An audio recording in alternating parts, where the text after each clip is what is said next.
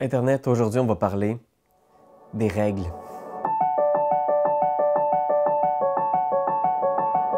Oui, oui, oui. Les règles dans Donjon Dragon, c'est important. Puis là, je sais, il y a bien des gens qui pensent que je m'en crisse des règles parce que j'ai mouffe tout le temps. Mais la réalité, c'est que de par expérience, je pense qu'on est vraiment plusieurs dans ce bateau-là. Mais les règles sont plus importantes qu'on veut le croire. Je pense que c'est un langage commun entre le maître et les joueurs. Ça définit le monde. Moi, je trouve que les règles, c'est très, très important. Une fois que tu as une bonne idée des règles ou de la structure, puis tu as l'impression que toi et tes joueurs êtes sur la même longueur d'onde, alors même si tu as des petites règles maison, si toi et tes joueurs s'entendent, c'est parfait. C'est juste que ça va clarifier, ça va même éviter les conflits. Parce que si tu décides de, cette règle-là, non, fuck that pour aujourd'hui, peut-être que la semaine prochaine, quand elle va se représenter dans un moment crucial, où la vie ou la mort d'un personnage est en jeu, peut-être que tu vas trouver ça le fun que la règle ait été claire, bien définie avec tout le monde et qu'on a pris un moment pour regarder c'était quoi dans le livre, officiellement, la règle. Mais en même temps, je pense que tu vas le découvrir avec ton groupe aussi, là, tu vas le sentir. Pourquoi les joueurs, pourquoi les gens sont là autour de la table? Pourquoi est-ce qu'ils ont pris leur samedi soir? Pourquoi est-ce qu'ils ont pris du temps dans leur agenda? Ils ont fait un doodle pour trouver une date? Ils ont déplacé des affaires? Pourquoi est-ce qu'ils sont là à jouer à D&D? Puis, les réponses sont multiples. Mais moi, la plupart de mes groupes, c'est pour créer des histoires. C'est pour vivre des aventures. C'est pour être dans l'émotion, dans le récit, dans le moment.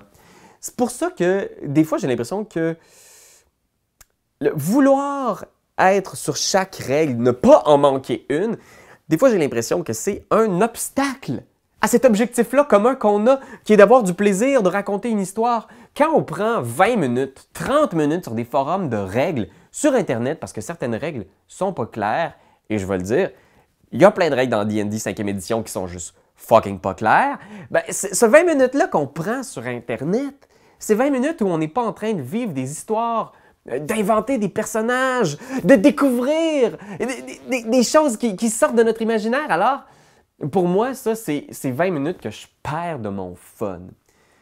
Alors, c'est là que je trouve que un des rôles les plus importants du maître du jeu intervient.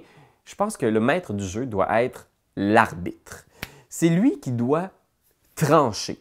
Alors, quand il y a une petite ambiguïté, justement, par rapport à un objet magique en particulier ou par rapport à un sort dans un cas d'espèce rare, je pense que c'est le DM qui doit, sur le moment, trancher. Juste pour le bien de la table. Juste pour que les 2 ou 3 personnes qui ne sont pas impliquées dans cette dispute de règles-là, est-ce que oui ou non, cette action bonus-là peut être utilisée?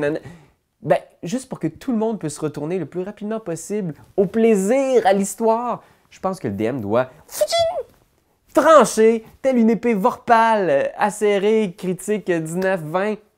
Il faut qu'il tranche. Il faut qu'il dise, OK, ben regardez, on n'est pas tout à fait clair, mais ce soir, ça va être ça.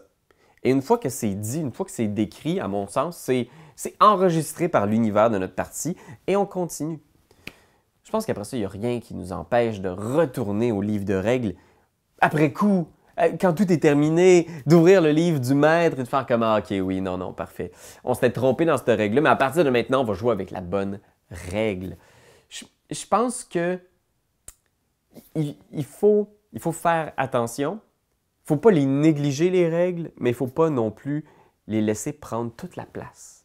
C'est un équilibre. Tu vas voir, c'est un art. Mais je pense que c'est ça aussi qui est la plus grande barrière pour les nouveaux joueurs qui veulent entrer dans le hobby, qui veulent devenir joueurs, qui veulent devenir maîtres de jeu. Souvent, les règles, c'est une barrière quasi insurmontable parce qu'ils se disent « Ah, mon Dieu, mais là, j'apprendrai pas, genre, il y a 3 livres de règles, un livre du monstre, un livre du maître, un livre du joueur.